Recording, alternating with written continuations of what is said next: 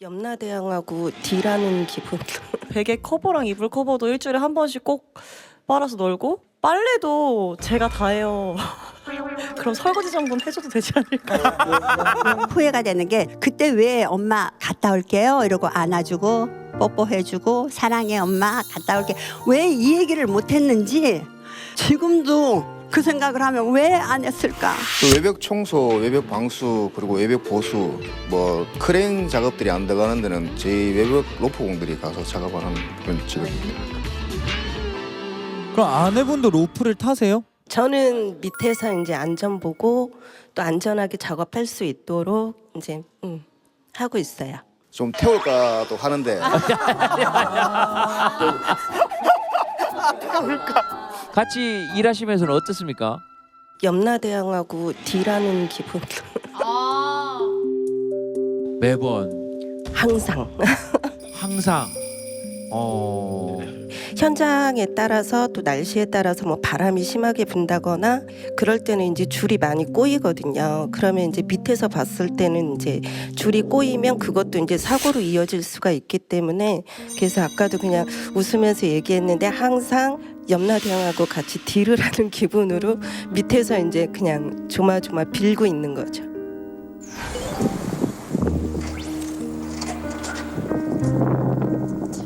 바람도 많이 불고 내 마음 같지 않아요, 하늘이. 오늘도 무사히 다 같이 무사히 땅만 밝게 해주세요. 이제 그렇게. 맞아. 땅만 밝게 해주세요. 어떤 곳은 그냥 이렇게 걸어놓고 약간 그네 같은 거에 앉아가지고 하시잖아요. 예, 저희가 그 달비계라는 그런 다인데 거기 앉아서 이제 하루 종일 작업합니다.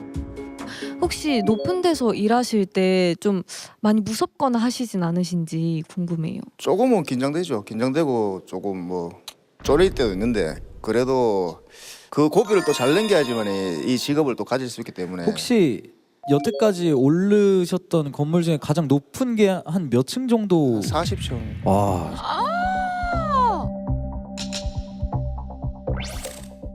시간이 한 어느 정도 걸려요? 작업 시간이 보통 평균적으로? 8시간 정도 작업하신다고 보시면 돼요. 아까 뭐 우리가 금융 뭐 이런 얘기 했잖아요. 이거야말로 진짜 보수가 높아야 근데 돼. 제가 알기로 이거 로프공 분들이 굉장히 페이가 굉장히 센 걸로 알고 있기는 하거든요. 수입이 좀 만족스러우신지. 수입은 만족스럽습니다. 만족은 하는데 그래도 목숨과는 바꿀 수 있는 거는 아니라고 당연하죠, 생각해요. 그거는. 아 근데 갑자기 고민이 제가 생기네요. 순삭하고 싶은 고민이 얼마나 만족하는지 좀 그 정확한 있어 궁금하긴 해. 궁금하긴 해요. 맞아, 솔직히 그냥 시즌 시작되면은 한 달에 한 1, 2천만 원 정도는 벌고 또 연으로 따지면은 뭐 한 3억 이상 봅니다. 사장일 때.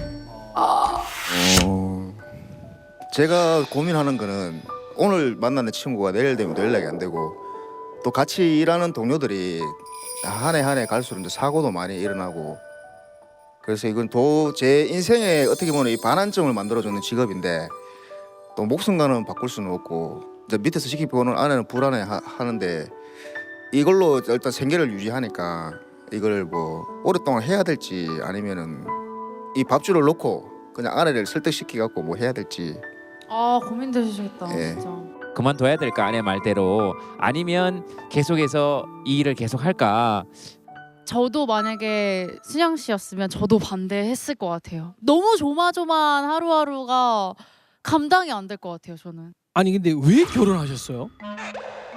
스님 그게 하시는 말씀이라고 생각하세요? 아니, 지금 잘 살고 있는 아니, 부부한테. 너무 궁금한 게 지금 로프 지금 같은 직종에서 만나신 거잖아요. 아니요, 그렇지는 않고요. 아, 그래요? 만났을 때는 로프공이 아니었어요. 결혼하시고 아. 아니 그 또 뭐 로프공이었어도 하셨겠죠. 첫눈에 반하면. 안 했을 거예요. 아 그 정도로 반대를 지금도 하고 계시는구나. 같이 일을 하시면서도. 상철 씨 젊었을 때 사고 많이 쳤죠. 꼴통? 그래. 바로 그게 나온다. 제가 이제 남편을 만나기 전에는 보험 쪽에 일을 했었어요. 그래서 이제 어떻게 보면은 이제 뭐 고객과 이제 뭐 그렇게 만났다가 친구처럼 이렇게 서로 뭐 땡겼다 잡았다 뭐 이러면서 이제 처음에 고백은 누가 먼저 했습니까? 하기는 남편이 했어요. 네. 그러니까 이제 나는 가진 게 하나도 없다. 그 가진 게 하나도 없고 두 쪽밖에 없다. 근데 그런데 이제 몸 고생은 해야 된다. 근데 마음 고생은 안 시킬 자신이 있다라고 그랬는데 대부분 남자들이 손에 물 한 방울 안 묻히고 행복하게 해줄게 하잖아요. 근데 그렇게 솔직하게 말했던 게 꼴통이지만 저한테는 그래도 굶겨 죽이진 않겠구나 싶은 그런 뭔가가 있었어요. 예, 맞습니다. 제가 집사람 만나갖고 진짜 사람답게 살았고 제가 이 직업을 하면서 사회생활도 더 열심히 하게 되고 제가 이 직업을 갖기 전에는 평생 뭐 일을 안 하고 살았습니다. 조금 정신적으로 문제도 좀 많이 있었고 뭐 우울증에 조울증에 또 성격장애, 분노조절장애 사회생활을 제대로 하지 못했는데 집사람 만나갖고 또 이 직업을 가지면서 제 생활에 또 전환점이 되었고 어떻게 보면 반전되는 그런 삶을 살고 있는 것 같습니다. 제가 이렇게 줄을 타면서 보니까 어떻게 보면은 다 살아보려고 하던 사람들이 줄 타는 것 같고 또 아내가 없었다면 이렇게까지 열심히 하지 않았을 것 같습니다. 아, 지금 보니까 그 아내가 걱정을 되게 많이 하시는데 실제로 그 일을 하시면서 위험했던 적이 있으셨었어요? 저희끼리 하는 이야기로 좀 귀신시 딱 하는 날이 있거든요. 아, 전혀 예상하지 못했던. 예. 저도 한번 12층인가 13층에서 이제 안정 청소고리가 없는 데는 저희가 이제 물통 그런 걸 이용해서 이제 줄을 단도리 하고 넘어가는데 천천히 이렇게 내려가더라고요. 그래 이상하다 싶어갖고 타고 있는데 천천히 내려가길래 이상하다 싶어 올라가니까 그 통이 두 개가 걸려 있어야 되는데 한 개는 밑에 바닥에 있고 하나는 딱 공중에 매달려 있더라고요. 한 20kg 되는 물통을 두 개 걸고 항상 그렇게 타는데 그날따라 물통을 한 개만 줄을 단도리 하고 뒷발을 제가 메고 탔었어요. 그게 만약에 잘못했으면은 뭐 여기서 김재동 씨 못 봤을 거고 신부님 못 봤을 거고. 와, 너무 아슬아슬했다. 이제 상철 씨 본인도 이게 되게 위험하다는 걸 아시고 아내분도 이게 위험하다는 거를 아시는데도 현재 이 일을 계속 하시는 이유가 무엇인지가 궁금해서 네. 이 일을 하면 자부심이 엄청 생깁니다. 남들한테 조금 이렇게 제가 남들 못하는 거 조금 이렇게 할 수 있다는 그런 자부심도 생기고 이때까지 조금 뭐 꼴통같이 살았기 때문에 항상 조금 이렇게 긍정적인 생각도 하게 되고 처음에 100만 원 들고 올라와서 지하방부터 여름에는 습하고 곰팡이 피고 겨울에는 춥고 그런 집에서 살면서 진짜 이악 물고 이 직업을 했어요. 뭐 어쨌든 간에 한 몇 년 고생해서 빚도 다 갚고 집도 사고 뭐 지금은 예전에 비하면은 뭐 개가천선되는 거죠. 일단은 제가 생각했는 계획도 있기 때문에 지금은 하고 싶습니다. 네, 그 아내분께는 죄송하지만 지금 시점에서는 이 일을 계속 하시는 게 저는 맞다고 생각을 하는데요. 아까 꼴통이라고 그 전에 말씀하셨는데 제 생각에는 아마 목표 의식이 없어지거나 아니면 내가 하는 일에서 자부심이나 성과를 못 얻으시면은 다시 옛날에 꼴통으로 갈 가능성이 높지 않을까. 그래서 분명히 계속 하실 수는 없을 거잖아요. 그래서 현 시점에서는 이렇게 하지만 앞으로 어느 정도까지는 하고 그런 목표 같은 걸 잘 세우셔서 꼴통에서 개가천선 대신 그 모습대로 잘 살아가실 수 있으면 좋지 않을까. 그래서 현 시점에서는 계속 하시는 게 낫지 않을까 생각합니다. 네. 한 사람이 자신을 바꾸는 게 결코 쉬운 일은 아니거든요. 이 외줄에 대한 것은 그전의 삶과 이제 아내를 통해서 새로운 삶을 바꾸는 기회로 이걸 잡았기 때문에 어떻게 보면 내가 그전의 삶과 지금의 삶을 바꾸는 데 있어서 붙잡았던 우리 흔히 동아줄이라고 생각해요. 동아줄이라고 이야기를 하잖아요. 삶의 동아줄로 마음에서는 많이 지금 와 있을 거라는 저는 생각이 듭니다. 오히려 저는 이제 아내가 이 일을 알기 때문에 다행이라 생각해요. 저는 오히려 차라리 두려움은 직시할 때 없어지는 거니까. 그리고 두려움은 없애려고 하는 게 아니라 먼저 받아들이고 그 두려움 속에서 내가 할 게 뭔지를 찾을 때 우리는 삶을 풀어가는 것이지 두려움을 피하고는 영원히 못 삽니다. 아내분이 이제 같이 있으면 한 번 더 챙겨주고 남편이잖아요. 그리고 우리 상철 씨는 대신 이제 술 같은 거 일 끝난다고 먹고 다음날 일하러 가지 말고. 왜냐하면 술을 드십니까? 예, 술 딱 보면 많이 드실 것 같아요. 그렇죠. 아니 걸어가는 데도 술 먹고 그 다음날 걸어가면 넘어질 수 있는데 하지 않는 거예요. 내가 어차피 하는 게 위험한 일이면 나머지는 절대 하지 않는 거예요. 그 정도에는 저는 예의는 있어야 된다고 생각해요. 예의라고 생각해요. 그리고 계획을 세워요. 부인한테 내가 몇 년까지 딱 하고 그 뒤에는 다른 일을 할 거니까 그 직업에 대해서도 이야기하고 준비도 하고 다른 일을 바꿀 수 있는 희망도 주고 이런 모습으로 부인을 안심시키는 게 저는 훨씬 중요한 일이라고 저는 생각합니다. 특수 청소라고 하면은 사실 여러 가지 분야가 있는데 저희가 하는 분야는요 고독사나 아니면 유품 정리 그리고 이제 저장 강박을 갖고 있으신 분들이나 아니면 우울증 아니면 대인기피증 그런 거 갖고 있으신 분들이 이제 밖에 못 나가니까는 쓰레기를 쌓아두고 사시는 분들이 대상이거든요. 유튜브도 사실 저희가 운영을 하고 있거든요. 어떤 혹시 이름 저희는 클린라는 채널을 알아. 네. 기가 막히던데. 진짜 좋아하거든요. 청소하면서 욕 계속 하시던데. 근데 여기 나올 것 같은 환경에서 일을 하시더라고요. 와, 담배 얼마나 핀 거야? 여기 사람은 안 나가고 뻐기다가 집주인이 그냥 나가달라고 제발 사정사정해서 나간 거야. 집에 못 갈 것 같은데 이거 안 될 것 같은데. 지금 이제 그쪽 도망가는 거.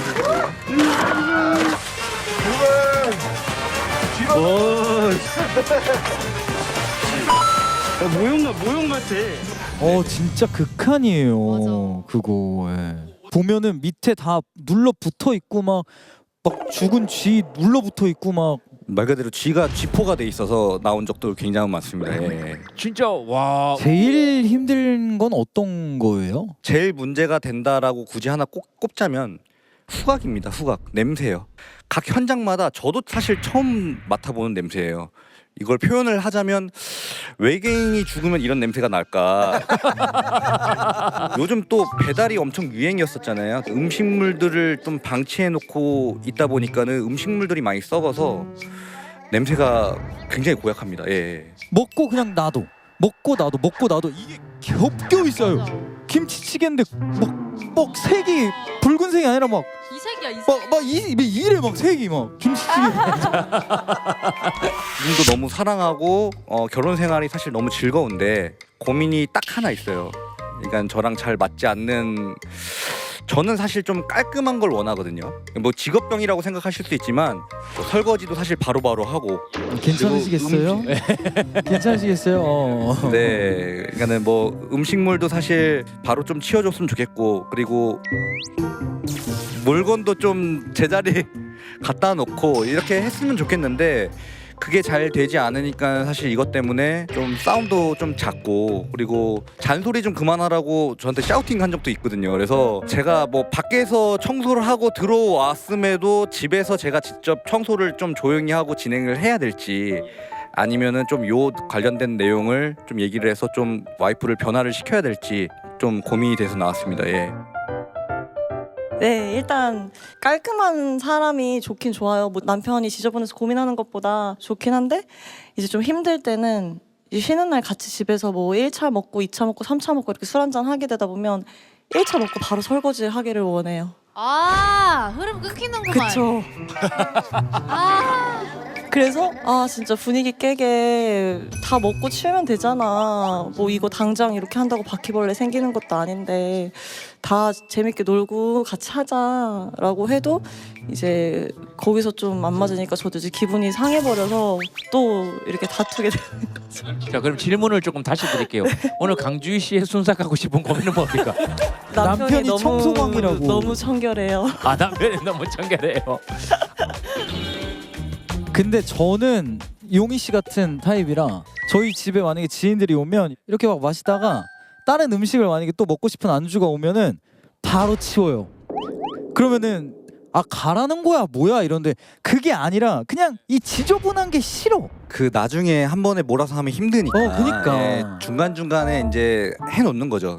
예, 나중에 이제 취해서나 이렇게 하면 나중에 하기 귀찮아지고 그리고 괜히 안 하게 되니까. 또 취하면은 네. 혹시나 그냥 내일 일어나서 하자 할 수도 네, 있으니까. 맞아요. 정말 저랑 비슷한 것 같습니다, 딘딘 씨가. 예. 그 얘기 들으면서 정말 그 저희 부부하고 거의 비슷해요. 예를 들어서 식사 끝나고 나는 그냥 나 좀 다 이따가 한꺼번에 치워 이렇게 된 스타일이고 와이프는 또 금방만 치우고. 그런데 군말 없이 치우는 것도 저는 문제가 있고요. 그것도 굉장히 신경 써요. 부인이 내가 좀 하자 그랬는데 아니야 내가 치울게 그냥 나를 치울게 이러면 오히려 스트레스 받아. 그것도 스트레스예요 차라리. 목사님 이야기만 들으면 결혼은 스트레스구나라는 걸 이게 아니라 정말 그 바꿀 수가 없어요. 이렇게 살아왔던 자기 이렇게 삶의 그 몸에 밴 습관이 굉장히 오래가요.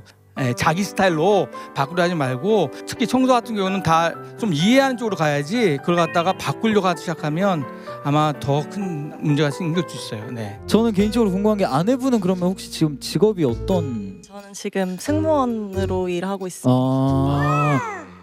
그러면 힘들어. 그러니까 이게 또 비행도 시간이 왔다 갔다 하잖아요. 9 to 6 이런 게 아니니까. 저도 제일 친한 친구 아내가 이제 승무원인데 사실 승무원분들이 막 이렇게 비행 다니시고 하면 좋겠다라는 생각을 했는데 일단 시차가 계속 바뀌고 어쨌든 비행기에서도 청소를 하고 정리를 계속 하던 일이니까 집에 오면 되게 그냥 쉬고 싶대.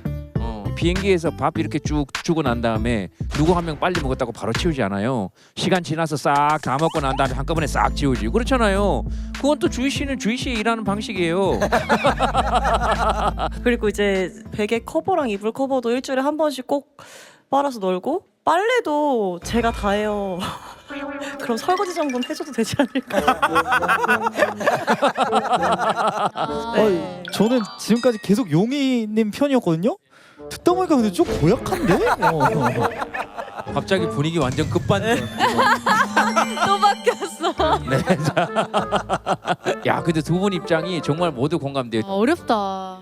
저희는 이제 바로 공양이라고 밥을 먹고 그 자리에서 자기가 다 설거지를 합니다. 완벽하게 해서 넣는 습관들이기 때문에 그 심정은 충분히 이해하는데 저는 군말 없이 그냥 가만히 계셔라. 처음에는 아내의 습관을 바꾸는 게 좋지 않을까 했는데 아내 말씀을 들으니까 이건 그런 문제가 아니고 근데 지금 보면은 안 치우신 게 아니잖아요. 내 스타일대로 치우게 도와달라는 거잖아요. 근데 그거를 이렇게 내가 원하는 방법을 하라는 식으로 하는 거는 한번 돌이켜봐야 되겠 그러니까 싸우자는 거다. 저희 절집안 이런 게 있어요. 스님들은 10명이 있으면 10명이 다 자기가 맡아야 되는 소임이 있어요. 심지어 어떤 게 있냐면 불만 끄는 분이 있어요. 저녁 딱 때가 되면은 그분만 불을 끄고 내려요. 근데 그 소임 남이 절대 간섭하지 못합니다. 그분이 만약에 어디 화장실 가다 불이 어두워졌는데 안 켰다. 아무도 안 킵니다. 왜냐면 그걸 누가 대신해 주다 보면은 결국은 그분하고 마찰이 생기니까. 그래서 가만히 계셔라 제발. 군말 없이 그냥 가만히 계시면서 아내분이 해주는 거를 인정 좀 했으면 좋겠어요. 예, 그러다가 쫓겨납니다 진짜. 많이 봤어요. 그냥 군말 없이 그만 계세요. 예? 저는 정말 조금이라도 사람다운 상태에서 이 삶을 마감하고 싶어요. 이제 저는 이제 생명 연장 거부 그 사인을 했거든요. 하셨어요? 네, 연명 치료 거부. 왜냐하면 사람이 건강하게 이제 나이를 들어가서 가면 좋겠지만은 병원에서 치료를 받으면서 호흡기를 끼고 이거는 사실은 생명 연장이지 그거는 바람직하지 않다고. 물론 다 이제 틀린 사고가 있겠지만 그런 생각이 굉장히 강하기 때문에 아마 그런 생각을 더 했던 것 같아요. 그러면은 따님들은 지금 알고 계세요? 몰라요. 아, 그래요? 아니 상의도 안 해보셨어요? 저는 혼자서 했거든요. 혼자서 했는데 그래서 저는 지금 이 방송도 사실은 염려되는 게 만약에 방송을 보면 우리도 모르게 혼자서 저런 결정을 하셨냐고 항의를 할 수도 있고 그러면 이렇게 한 내가 뭐가 잘못된 건가. 저는 이 두 가지 때문에 정말 고민이 좀 돼요. 그래서 내가 옳은 건지 아닌지 이걸 알고 싶은 거지. 아니 그 말씀하시는데 너무 정정하셔서 사실 50년 동안 연기를 하셨다는데 나이가 사실 궁금합니다. 저는 이제 70대 중반을 넘어갔거든요. 이제 머지않아 80이 되는데 그러니까 이제 사실은 오래 살고 있다고 봐야겠죠. 근데 이제 내가 병원에서 호흡기 끼고 아무 의식도 없이 그냥 호흡만 연장을 한다는 거는 그건 아니라고 생각하기 때문에 제가 이런 결정을 한 거거든요. 저는 근데 개인적으로는 이제 동의를 당연히 할 것 같긴 한데요. 제 이제 친구의 할머니 얘긴데 할머니가 집에 계시다가 그냥 주무시다가 돌아가신 거예요. 너무 바라고 있어요. 네, 근데 이게 이제 제 친구의 어머님이나 제 친구 같은 경우는 너무 갑작스럽게 죽음이 다가오니까 너무 당황스러워 하더라고요. 이제 그 기간 동안 많은 얘기를 하고 이 죽음에 대해서 친밀감 있게 대화를 하고 무거운 주제로 안 다가가면은 전 충분히 딸분들도 이해하실 것 같거든요. 이제 왜냐면 왜 제가 이걸 고민으로 상담을 하고 싶냐면 저 큰아이가 무지하게 예민하고 세심한 아이예요. 근데 그 아이가 숨만 쉬는 상태라도 곁에 살아 계시는 게 중요하다는 그런 마인드를 갖고 있거든요. 그렇기 때문에 이렇게 했다고 하면은 아마 좀 충격일 것 같아요. 그래서 제가 어느 날 아는 지인이 갑자기 심장마비로 떠나셨어요. 그래서 순간적으로 죽음의 축복이다. 제가 진짜 무심코 그 얘기를 했더니 옆에 있는 딸아이가 어떻게 그렇게 말씀을 하셔요? 그러더라고. 말 한마디를 못하고 떠나셨는데 어떻게 엄마가 그런 말씀을 하실 수 있느냐고 우는 거예요. 그래서 아니 그게 아니라 우리 이제 또래 애들을 만나면 갑자기 그렇게 탈 없이 아프지 않고 그냥 끝나면 너무 감사하다는 생각을 많이 하고 있다. 근데 이제 아이는 그게 이제 공감이 안 되는 거죠. 살아서 옆에 계시는 게 중요하지 어떻게 그렇게 말씀을 하시느냐고 우는데 안 살아봤기 때문에 내가 세대적인 차이가 있구나. 과연 내 아이들은 그걸 갖다가 인정을 할 건가? 따님들께서 왜냐면 그게 제가 안 해놓고 가면은 자제나 이제 주변에서 한 사람이라도 거부를 하면 안 된대요. 그런 생각이 내가 어떤 문제가 생겼을 때 아이들에게 짐이 되거나 부담이 되지 말아야지 이런 생각이 좀 있거든요. 근데 저희 부모님도 항상 그 말씀하시더라고요. 난 너한테 짐이 되고 싶지 않고. 근데 사실 그걸 짐이라고 생각하는 자녀들이 많지 않을 거예요. 예. 그러니까 이제 그거는 자녀의 입장에서 하는 생각이고 부모의 입장에서는 내가 병원에 입원해서 이렇게 의식이 없는 상태면은 그건 자녀한테 늘 부담이 되고 아프거든요. 그래서 이 양갈래길에서 좀 힘이 드는 거죠. 사실은 심적으로.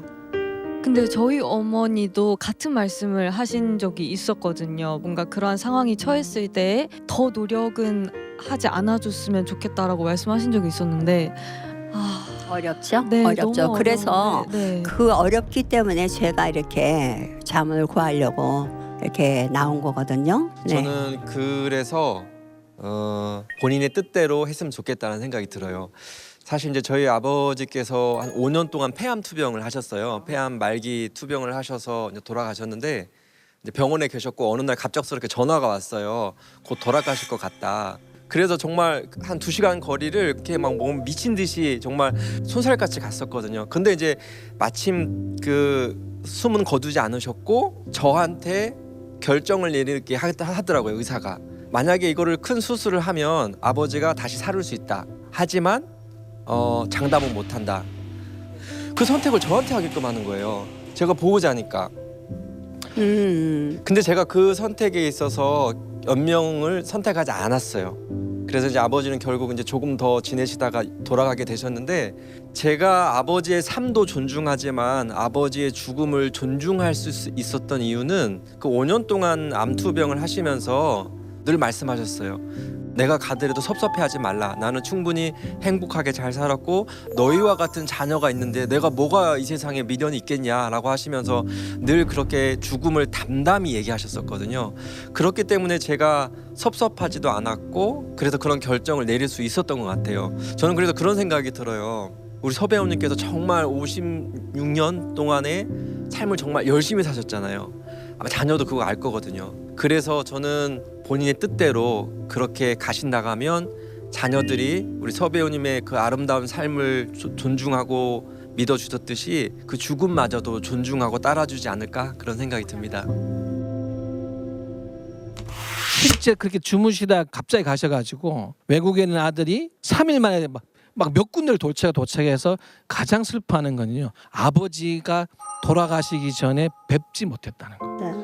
삼국을 돌아서 오셨을 때 제가 그분을 제 차에 태워서 마지막으로 겨우 도착한 것이 이제 연화장. 그 아들은 그 시간이라도 본인이 왔다는 거 하나만 해도 스스로를 엄청나게 그래도 위안을 하거든요. 그래서 저는 이제 죽음은 가족도 그분을 누군가를 보내줄 수 있는 시간과 하나라도 더 버틸 수 있는 기회는 주고 가셔야 된다. 엄마가 외국에 계셨는데 치매 증상이 있으셔서 병원에 계셨었어요. 근데 서울에 이제 일이 있으니까 간다 그러면은 서운한 표정이 보여요. 그래서 살살 숨어갖고 벽에 숨어갖고 다음에 빨리 와서 또 뵈야지 하고 왔는데 일주일 만에 돌아가신 거예요. 근데 그때가 12월이어서 비행기표가 없어요. 그래서 정말 모든 방법을 총동원해서 장례식에 갔는데 엄마의 마지막 모습을, 그러니까 살면서 후회가 되는 게 그때 왜 엄마 갔다 올게요 이러고 안아주고 뽀뽀해주고 사랑해 엄마 갔다 올게 왜 이 얘기를 못했는지 지금도 그 생각을 하면 왜 안 했을까, 왜 그렇게 그걸로 내가 엄마 마지막을 그렇게 했을까 하는 생각을 하면 정말 그 순간에 그 모습을 못 봤다는 거 정말 아파요. 어머님이 만약에 좀 더 이렇게 사실 수 있었으면 선배님은 어떤 선택을 하셨을 것 같아요? 나는 동의 안 했을 것 같아. 제 큰아이의 마음을 이해하지 못하는 건 아니에요. 엄마가 저 상태로도 늘 얼굴을 볼 수 있고 만질 수 있고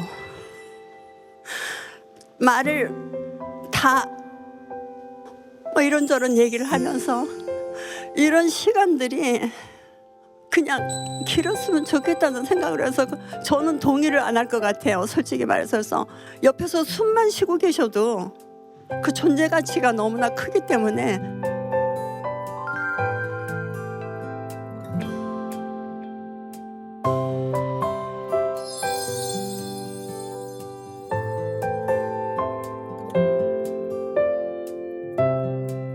저는 일단 무조건 가족의 동의를 얻으셔야 된다.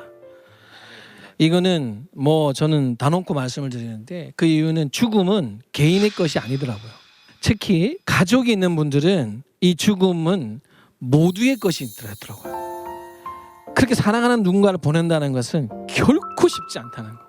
그래서 저는 죽음은 나의 것도 이제 엄마로서 죽음이잖아요. 그 역할에 대해서도 한 번쯤은 따님들하고 충분히 하시면서 가족이 다 여기에 엄마의 뜻을 이해하고 마음의 준비를 서로가 받아들일 수 있는 상황에서만 저는 하셨으면 하는 말씀을 드립니다. 모두의 즐거움 MBC EVERYONE.